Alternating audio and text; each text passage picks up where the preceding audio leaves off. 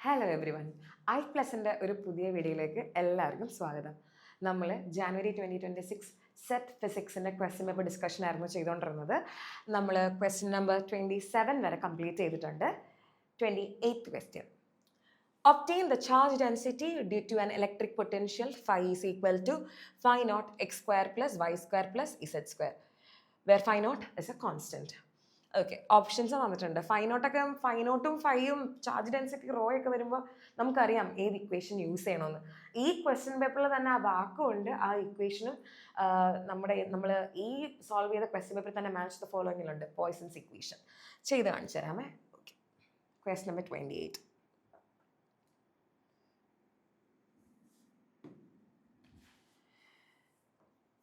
Question number 28 നമ്മളോട് charge density കണ്ടുപിടിക്കാനാണ് പറഞ്ഞേക്കുന്നത്.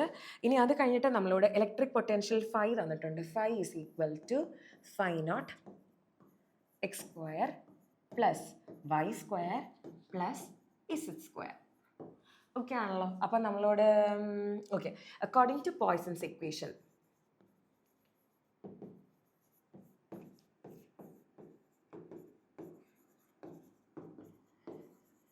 പോയ്സൺസിൻ്റെ equation അനുസരിച്ച് നമുക്കറിയാം del square phi is equal to minus rho by epsilon 0. അപ്പോൾ റോ അല്ലേ നമുക്ക് വേണ്ടത്. Therefore rho is equal to minus del square phi times epsilon 0. ഇതാണ് നമുക്ക് സബ്സ്റ്റിറ്റ്യൂട്ട് ചെയ്ത് കൊടുക്കാനുള്ള ഇക്വേഷൻ. നമുക്ക് ഡെൽ സ്ക്വയർ ഫൈ കണ്ടുപിടിച്ചാൽ മാത്രം മതി. ബാക്കി കാര്യങ്ങളെല്ലാം വെറുതെ സബ്സ്റ്റിറ്റ്യൂഷൻ മാത്രമേ ഉള്ളൂ. അപ്പം ഡെൽ ഫൈ എന്ന് പറയുന്നത് എഴുതാട്ടോ ഒരു മിനിറ്റ്. അപ്പം ഡെൽ ഫൈ എന്ന് പറയുന്നത് phi naught into 2x plus 2y plus 2z ആണ്.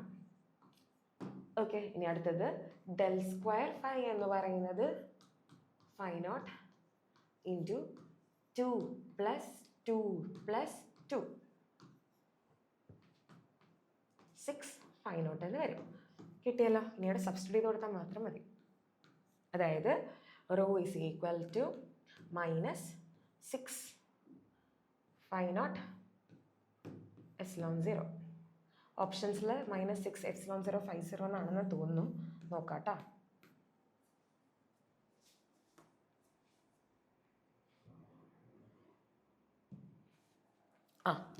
-6 എപ്സിലോൺ 0 ഫൈ 0 എന്നൊരു വാല്യൂ ഉണ്ട്. Moving on to question number 29. If a proton is moved against the Coulomb force of an electric field, then what happens?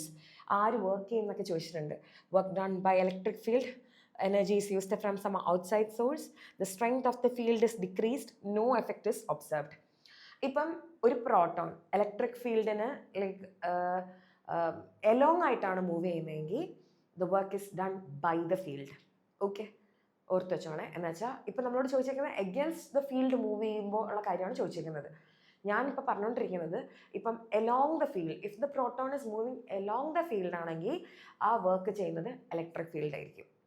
And if the proton is moving against the electric field, ആ work ചെയ്യുന്നത് എന്തെങ്കിലും ഔട്ട്സൈഡ്സ്, അതിനുള്ള energy provide ചെയ്യുന്നത് some outside source ആയിരിക്കും. Okay, ഇപ്പം നമ്മളോട് ഇവർ question പറഞ്ഞിട്ടുണ്ട് the proton is moved against the coulomb force എന്ന് പറഞ്ഞിട്ടുണ്ട്. ഒരു ഇലക്ട്രിക് ഫീൽഡിൻ്റെ കൂളം ഫോഴ്സിന് എഗൻസ്റ്റ് ആയിട്ടാണ് മൂവ് ചെയ്യുന്നതെങ്കിൽ the energy is used from some outside source ആയിരിക്കും ആൻസർ. ഓക്കെ ആണല്ലോ. Next question. A perfectly conducting spherical shell rotating about z axis carries a surface charge density sigma is equal to sigma 0 cos theta. Choose the correct option about the electromagnetic momentum. Okay, ഇതിനകത്ത് നമ്മൾ ചെയ്യേണ്ട, അല്ലെങ്കിൽ ഞാൻ പറഞ്ഞുതരാൻ വെക്കുന്ന കാര്യം എന്ന് വെച്ചാൽ ഇതിനകത്തൊരു ക്ലൂ അവർ തന്നിട്ടുണ്ട്. തന്നിരിക്കുന്ന ക്ലൂ എന്താണെന്ന് വെച്ചാൽ ഇതൊരു റൊട്ടേറ്റിംഗ് സ്പെറിക്കൽ ഷെല്ലാന്ന് പറഞ്ഞിട്ടുണ്ട്. ഒരു റൊട്ടേറ്റിംഗ് സ്പെറിക്കൽ ഷെല്ലിൻ്റെ പ്രത്യേകത എന്ന് പറഞ്ഞാൽ അത് ഇലക്ട്രിക് ഫീൽഡും പ്രൊഡ്യൂസ് ചെയ്യും, മാഗ്നറ്റിക് ഫീൽഡും പ്രൊഡ്യൂസ് ചെയ്യും. ഓക്കെ, ഇനി ഒരു ഇലക്ട്രിക് ഫീൽഡിൻ്റെയും മാഗ്നറ്റിക് ഫീൽഡിൻ്റെയും ക്രോസ് പ്രോഡക്റ്റ് എന്ന് പറയുന്നത് നമുക്കറിയാം according to Poynting vector theorem അത് എന്തായിരിക്കും? ഇലക്ട്രോമാഗ്നറ്റിക് മൊമെൻറ്റം ഡെൻസിറ്റി ആയിരിക്കും. ഇലക്ട്രോമാഗ്നറ്റിക്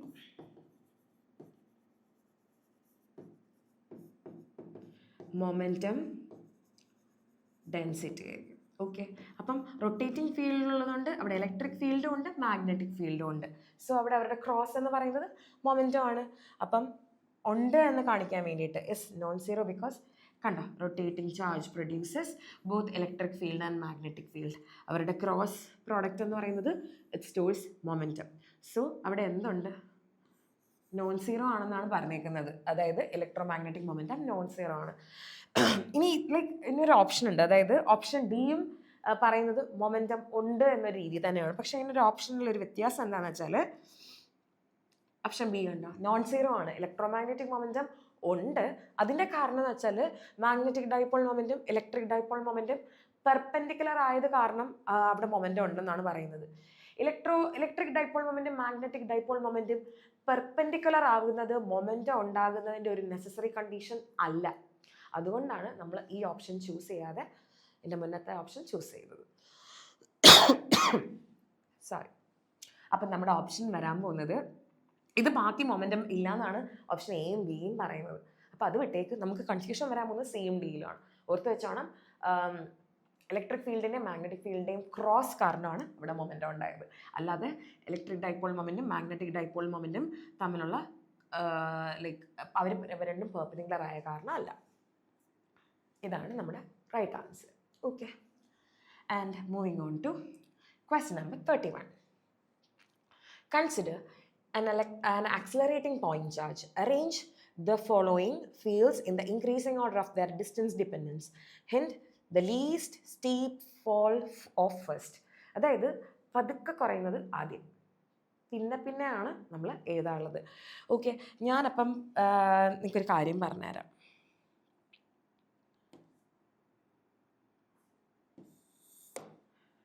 LW പൊട്ടൻഷ്യൽ അനുസരിച്ച് ഇവരുടെ 3 പേരുടെയും ഡിസ്റ്റൻസ് ഡിപ്പെൻഡൻസി പറയുന്നുണ്ട്. അതായത് നമുക്ക് ആദ്യം റേഡിയേഷൻ ഫീൽഡിൻ്റെ തന്നെ എഴുതാം. റേഡിയേഷൻ ഫീൽഡിൻ്റെ എന്ന് പറയുന്നത് ഡിസ്റ്റൻസ് ഡിപ്പെൻഡൻസി എന്ന് പറയുന്നത് ഇൻവേഴ്സ്ലി പ്രപ്പോർഷണൽ ടു R ആണ്. ഓക്കെ, അടുത്തത് വെലോസിറ്റി ഫീൽഡിൻ്റെ എന്ന് പറയുന്നത്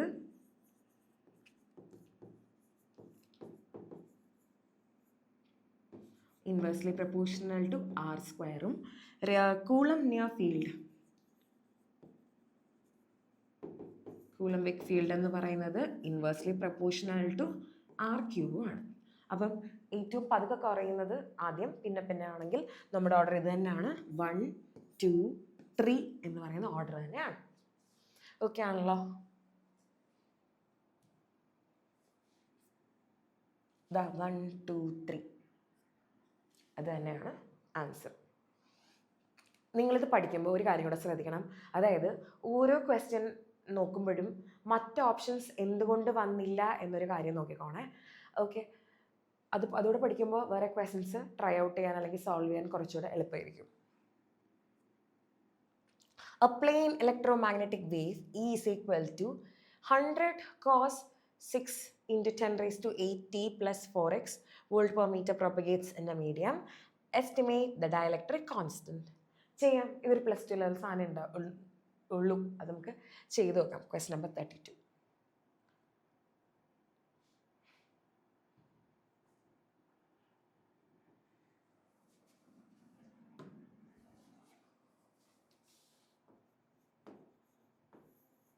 നമുക്കറിയാവുന്ന ഇക്വേഷൻ ഒന്ന് ആദ്യം എഴുതിയാലോ. E is equal to E0 cos omega t minus kx. ഇതാണ് നമുക്ക് ലൈക്ക് ഇലക്ട്രോമാഗ്നറ്റിക് വേവ്സിൻ്റെ കാര്യത്തിൽ അറിയാവുന്ന ഒരു ഇക്വേഷൻ. ഇതാണ് നോർമൽ ഇക്വേഷൻ. ഇതാണ് നമുക്കിനി ഒരു ക്വസ്റ്റനിൽ പറയുന്ന ലൈക്ക് ആ ഒരു ഇക്വേഷൻ എഴുതാം. അതായത് E is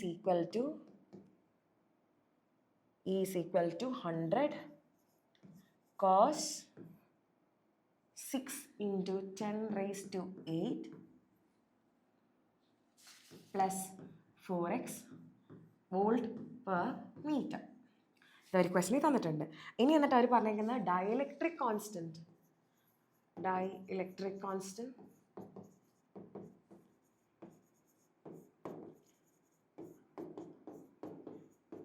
എത്രയാണ് ചോദിച്ചേക്കുന്നത്. നമുക്ക് ആദ്യം ഇത് വെച്ച് കിട്ടാവുന്ന ഇൻഫർമേഷനൊക്കെ ഒന്ന് എഴുതിയാലോ. ഞാൻ എന്തെങ്കിലും വാക്ക് മിസ് ചെയ്തോ? ടി മിസ് ചെയ്തു.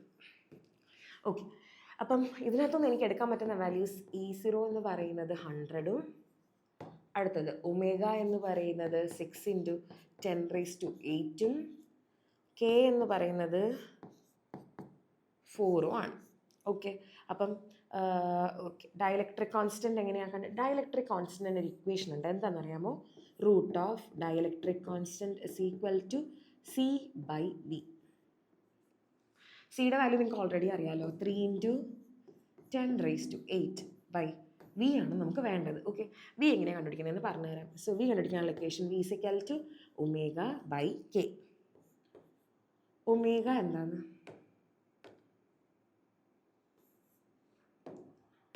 ഓക്കെ, ഒമേഗ അവർ തന്നിട്ടുണ്ട് 6 × 10⁸ ആണ്. 6 × 10⁸. 6 × 10⁸ ആണോ? ഓക്കെ, അതാണ്. Divided by K 4. സോ വെട്ടിക്കളയുമ്പോൾ 3 2, അതായത് 1.5 × 10⁸ എന്ന് വന്നു. നമുക്കൊന്ന് സബ്സ്റ്റിറ്റ്യൂട്ട് ചെയ്ത് കൊടുത്താലോ? Metre second.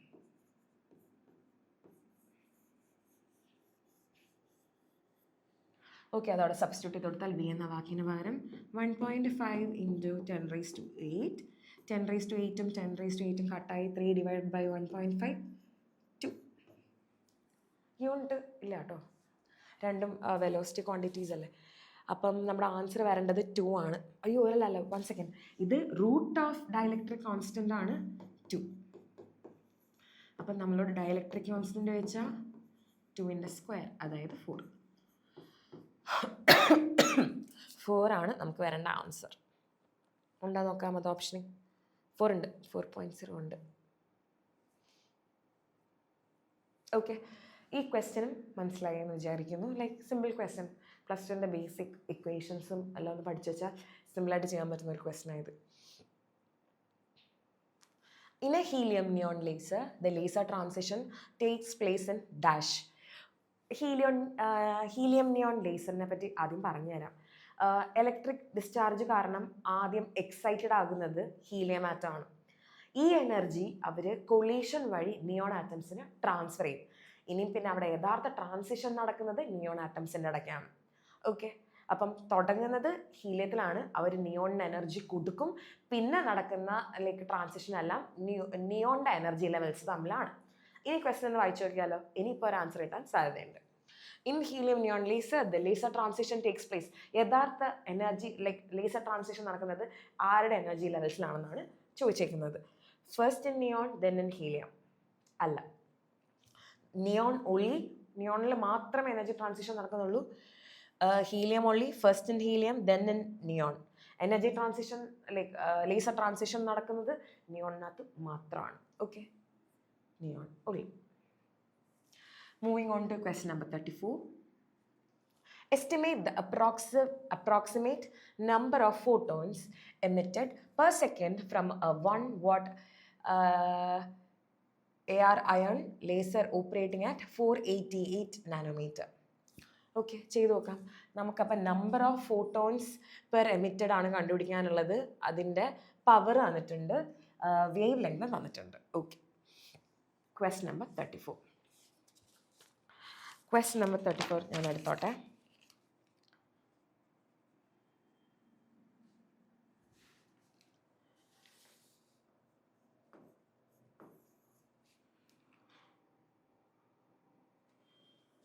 Power is equal to 1 watt.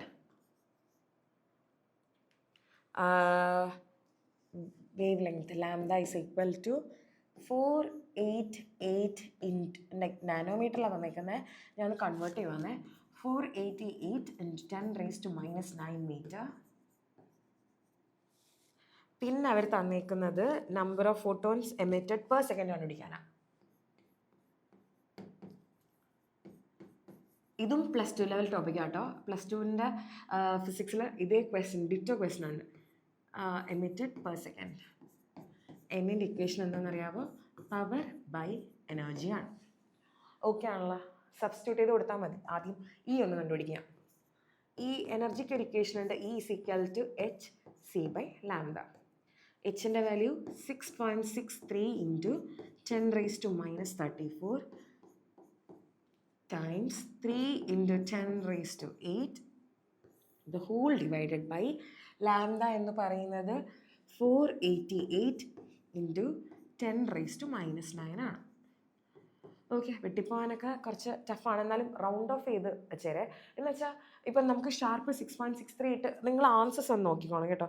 ഇപ്പം ലൈക്ക് റൗണ്ട് ചെയ്ത് വരുന്ന അത്യാവശ്യം നമ്പേഴ്സ് ആണ് തരുന്നെങ്കിൽ നമ്മൾ എന്ത് ചെയ്യണമെന്ന് അറിയാമോ, ഇതിനെ ഒന്ന് റൗണ്ട് ചെയ്ത് ചെയ്തിട്ട് അവസാനം വരുന്ന ഫൈനൽ ആൻസർ ഈ ഓപ്ഷനിൽ ഏതുമായിട്ട് അടുത്ത് നിൽക്കുന്നു എന്ന് നോക്കിയിട്ട് നിങ്ങൾ ആൻസർ ചൂസ് ചെയ്താൽ മതി.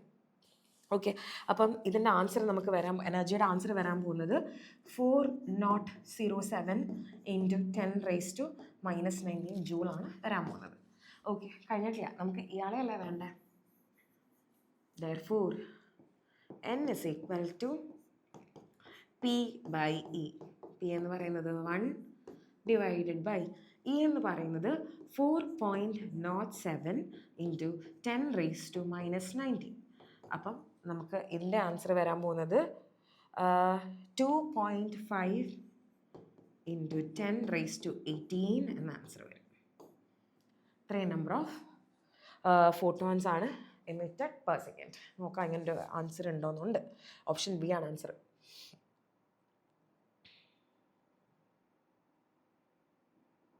അയ്യോ, ഓപ്ഷൻ സി ആണ് ആൻസർ. 2.5 ഇൻറ്റു 10⁻18. സോറി ട്ടാ. അടുത്തത് ക്വസ്റ്റ്യൻ നമ്പർ 35.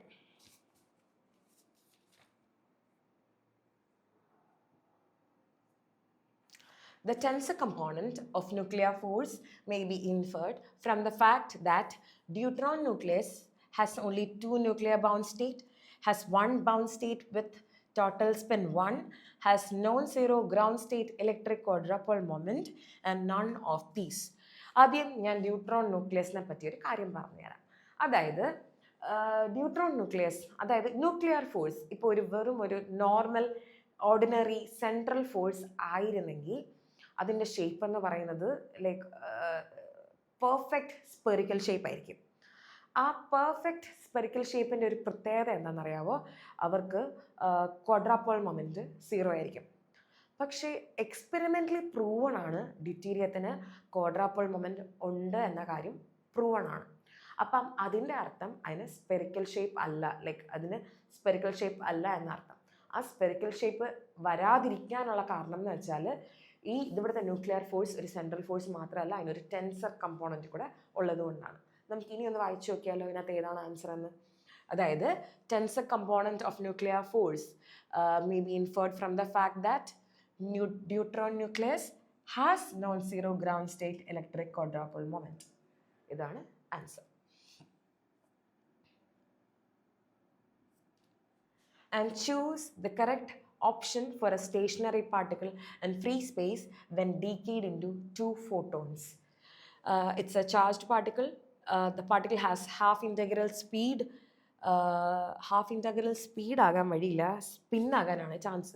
സ്പിൻ ആണ് കേട്ടോ, ടൈപ്പിംഗ് എററാണ്. And option C, the particle obeys Bose Einstein statistics and D none of these. നമുക്ക് കൂടുതലൊന്നും ഇതിനകത്ത് ചെമ്പിക്കേണ്ട കാര്യമില്ല കേട്ടോ. ഫോട്ടോൺ എന്ന് പറഞ്ഞിട്ടില്ലേ, ഫോട്ടോൺ ബേസിക്കലി എന്ന് പറയുന്നത് ഒരു ബോസോൺ പാർട്ടിക്കിളാണ്, ഒരു ബോസോൺ ആണ്.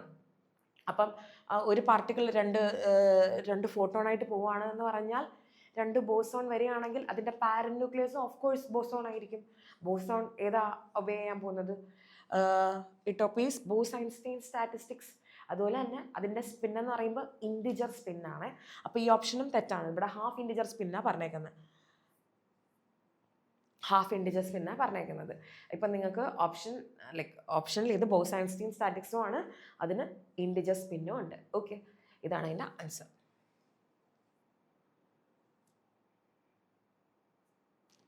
And question number 37. When a nuclear reactor starts up, which of the following is made slightly greater than 1 and then gradually decreases to 1 for a steady chain reaction? Okay, ഇതിനകത്ത് nuclear റിയാക്ടറിൻ്റെ കാര്യത്തിൽ നമ്മൾ പഠിച്ചു വെച്ചിരിക്കുന്ന ഒരു ടേമാണ് neutron reproduction factor. Neutron reproduction factor എന്ന് പറയുന്നത് ഈ നമ്പർ കാണിക്കുന്നത് എന്താണെന്ന് വെച്ചാൽ ദ പോപ്പുലേഷൻ ഓഫ് ന്യൂട്രോൺസ്.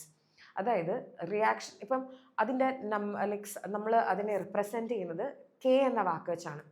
ഇപ്പം കെ ഇസ് ലെസ് ദാൻ 1 ആണെങ്കിൽ, അതായത്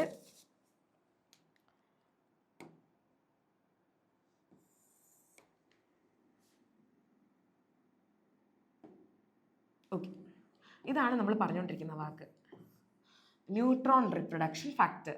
ഇപ്പം ഇഫ് കെ കുറവാണെങ്കിൽ റിയാക്ഷൻ ഡൈസ് ഔട്ട് എന്നാണ് അർത്ഥം. ഓക്കെ, ഇപ്പം കെ ഈസിക്കൽ ടു 1 ആണെങ്കിൽ അതിൻ്റെ അർത്ഥം സ്റ്റഡി സ്റ്റേറ്റ് ആണെന്നാണ് അർത്ഥം. And if K is greater than 1 ആണെങ്കിൽ റിയാക്ഷൻ ഇൻക്രീസസ് എന്നാണ് അർത്ഥം.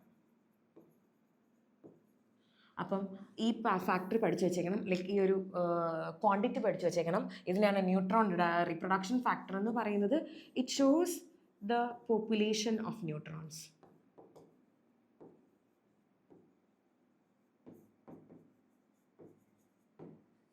ഓക്കെ, അവർ അപ്പോൾ ഇതുവരെ എങ്ങനെയാണ് ചോദിച്ചേക്കണമെന്ന് അറിയാമോ? അതായത്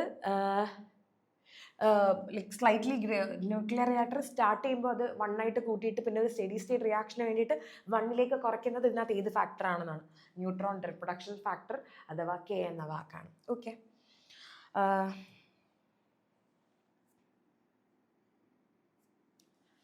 the 38th question. The number of flavors of in connection with the existence of quarks. ക്വാക്സിന് എത്ര ഫ്ലേവർ ഉണ്ടെന്നുള്ളത് കുറേ വർഷങ്ങളായിട്ട് റിപ്പീറ്റ് ചെയ്യുന്ന ക്വസ്റ്റൻ ആണ്. ക്വാക്സിന് 6 ഫ്ലേവേഴ്സ് ആണ് ഉള്ളത്. Okay, up, down, top, bottom, charm and strange. 6 flavours ആണ് ഉള്ളത്. ഓക്കെ ഓക്കെ അപ്പം ഇതുവരെയുള്ള ക്വസ്റ്റ്യൻസ് നിങ്ങൾക്ക് മനസ്സിലായെന്ന് ഞാൻ വിശ്വസിക്കുന്നു. നമുക്ക് അടുത്ത വീഡിയോയിൽ ഇത് കണ്ടിന്യൂ ചെയ്യാം. Thank you.